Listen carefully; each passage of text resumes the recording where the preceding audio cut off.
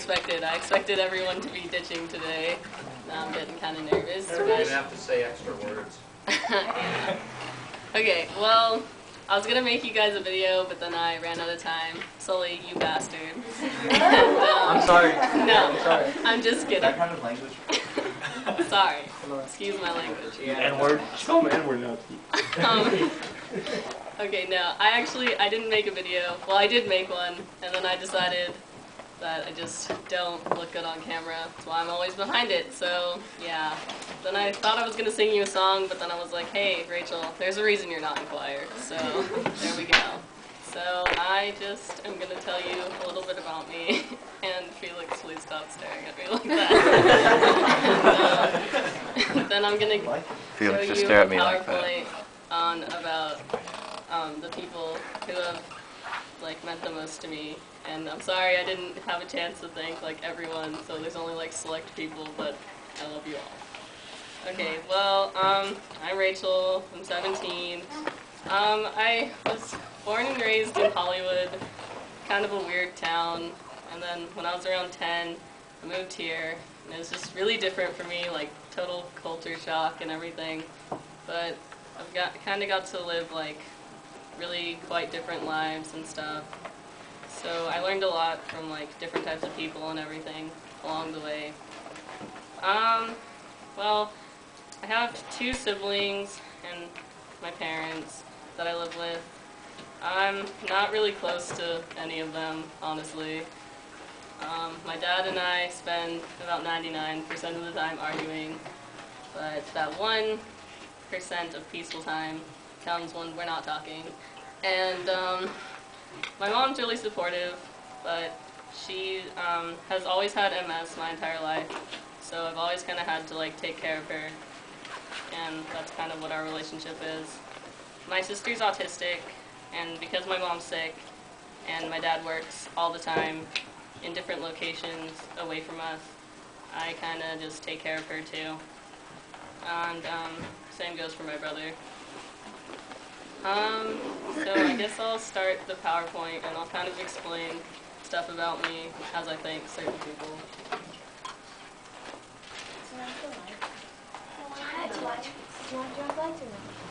Hey, we should turn off the light. So, this is my friend. Her name is Raquel Severusdottir. She's Icelandic. That's why her name is so hard to pronounce. Raquel was my best friend growing up, and when I moved away, I was really sad that I wasn't going to get to see her, but she made a really big impact on my life. Even after I moved away, she continued to call me and write me letters and stuff to make sure that, I wasn't, a loner or anything, and to this very day, I can still go and visit her. Well, I could when she lived in LA, but she moved back to Iceland, last summer. So I went to go see her. That's when we took that picture. And even though she lives in Iceland now, I'm still able to talk to her online and stuff, and she's just a really big part of my life. Okay. So when I moved here, I met Rachel, and these are some really awkward pictures of us. And right when I met Rachel, we of course became the Rachels. People referred to us as that. And all throughout elementary school and junior high and high school, she's just been there for me. And obviously, our friendship is pretty great. We've gone through just about everything. 2 words, Jack Dunn. And that's about it. Don't kill me for saying that. And, yeah. Call the second. This isn't funny, but I can't do anything. Felix, you're hilarious. Keep going, thanks. Porter. I don't know if people really know if we're that close. It's kind of hard to tell sometimes, I guess, except in journalism. But, I don't know. Ryan is always there for me since about junior high when we took that awkward picture right there. And, well, Ryan's just always there to make fun of me, yell at me for my taste in guys, and kind of just be there. So, thank you, Ryan. German. What do I say about German? He's extremely random.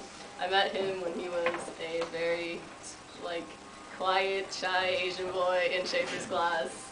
And now he's all over the place, dressing up in dirty cop costumes, and just all over the place, and looking like a man-whore in pictures. I don't know, German, you just make me smile every day, and you've just always been there for me every year of high school.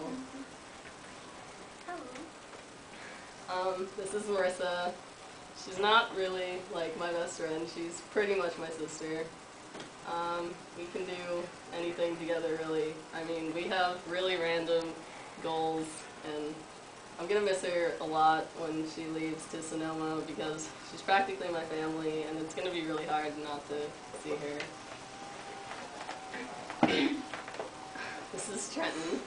I'm gonna start off and embarrass him and say, Trenton, I love you. And I met Trenton when I was a sophomore, and we became really good friends right away. I'm not really sure how. Maybe just because we were complaining about Greeley a lot. But we had 5 classes together that year out of 6, and we were always together. We got to know each other really well, and I don't know, over time I've just really learned to trust Trenton, like, with a lot of stuff. And he's always there for me when I'm going through whatever. He's always there to sit next to me when I am talking about my love of Tom Brady and how hot he is. And Trenton, you know he's hot. You admitted it once. Maybe not in those words, but it was close enough. I mean, I'm definitely boning, but I'm not saying It's he's not hot. garbage. And, yeah, there's Trenton. Bonable? Yeah, but hot? This is Jason, which you guys know. I met Jason when I was a sophomore, and we were really close. We're not exactly as close as we were before, but for at least sophomore year and junior year, Jason was kind of always the person I could just like turn to whenever I needed something. And I don't know, we just hung out a lot, and he's a really amazing person, and he just makes me really happy when I hang out with him and stuff. And, yeah. Shane Lyon. Shane Lyon likes to complain about the amount of pictures that are on his page. I need more, Like, obviously he more. should have more than Ryan. Definitely more than Ryan. Even He's though not that I've only known important. him since junior year. Yeah, but those are important years. Ryan is in one of them because he jumped Get out of there. back. Shane, I know I haven't known you for that long, but you're just always there for me, no matter what, and you just always understand me, even when I don't make sense.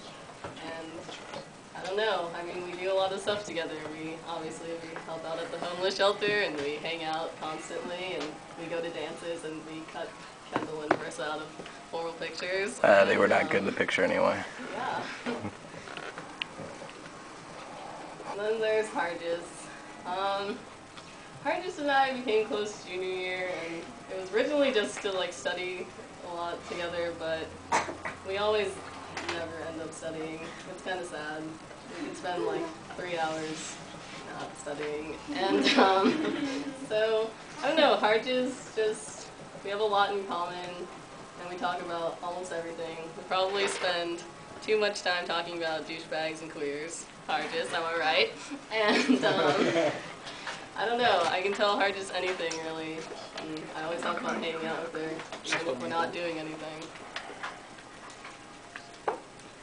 Okay, so this is my best friend. His name is Jacob Cooper. He doesn't go to this school. He just graduated from St. Joe's last week. And he's been my best friend since we were little kids. And I love Jacob. He's my favorite person probably in the entire world. I mean, Jacob's always been there for me. I mean, like, through everything. He was there to take me to my first dance. He was there to take me to prom.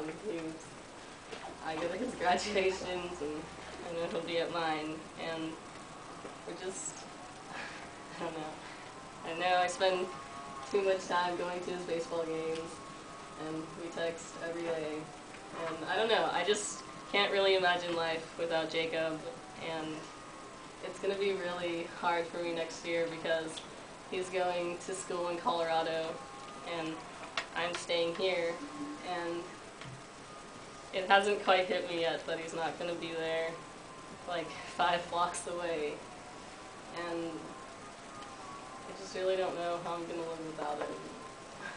I don't really want him to forget about me, because, I mean, right now he goes to school across the street, and it's hard enough to see him with, like, our schedules conflicting, so him being in another state is going to be really, really hard.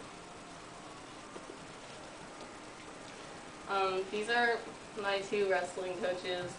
I have more, but these 2 are basically my family. They're pretty much like my parents. I would say my second set, but they're more like my first. They're literally always with me. I mean, they're the people that come pick me up to go to tournaments and stay after with me at practice because my parents don't want to be there late at night, early in the morning. They've helped me through so much. They helped me with a lot of issues I had during wrestling when it came to like eating and stuff, and they were just always there for me and always helped me get through it. Because of them, I was able to excel at wrestling and be the best wrestler I could be. And so over 4 years, had a lot of teachers, but I think these 5 are the ones that influenced me the most. I guess I'll start with Mr. Garcia because I had him first. Mr. Garcia was my film teacher. He was just always there to make fun of me and tell me what I was doing wrong, but all his criticism and stuff really helped. He's always encouraged me and said that I could be a great filmmaker if I wanted to be, or whatnot. Mr. Schaefer, I've actually known him since I was 9, and he lives across the street from me. It's always a little bit creepy when you go into class and your teacher knows when your house has been toilet papered, or your teacher knows when you are going out, or whatever. But Schaefer he was always there, and he knew I was a good student, even though I was kind of lazy in this class, and I mean, I don't know, he was probably one of the funniest teachers I ever had. I don't really know why he was funny, but you guys have heard his voice, so, you know. Felix would like to do an impression right now. Mrs. Jackson. Looking real cute today. Let me holler at you, girl. I said that. Thank you, Felix. And then there's VP. He's not just my teacher, but he's also my wrestling coach too. But I had him for geometry and math NL, and even though I'm horrible at math, he somehow got me through it. I mean, he's just a great person. He's really inspiring. I'll never forget the time that he taught me a geometry lesson by making me stand in the middle of a wrestling circle and throwing me until I yelled out the correct angle. That was very interesting. I love his teaching style. Mr. Jimison, I know I don't actually know him that well, but I really enjoyed his class, and I didn't ever think I could learn that much or remember that much since my memory is usually really horrible. But he's just a really funny teacher and a really cute old man, so yeah. And then, And then Skip Trumbull, yes. Good. Honorable mention. okay. Trumbull. So, Mr. Trumbull, no, I'm not just trying to suck up to you and get a good grade. You really did influence me a lot. You're probably my favorite teacher. And it's probably because you actually come off like you value my opinions and not like I'm some, like, retarded kid who doesn't know what they're talking about. Even when I disagree with everyone in the class, you make it seem like I do know what I'm talking about instead of scoffing at what I have to say. You're just a great guy, and of course you adopted me into journalism, so I have to thank you for that too. And I've just really enjoyed your class all year. And for everyone I didn't have a chance to individually thank, these are most of the people and who have helped me along high school and life in general. And yeah, Clayton, that is a picture of you holding a Hello Kitty. Oh yeah, that one. And there's one picture of Kendall. That's really I funny. give you the pen with it.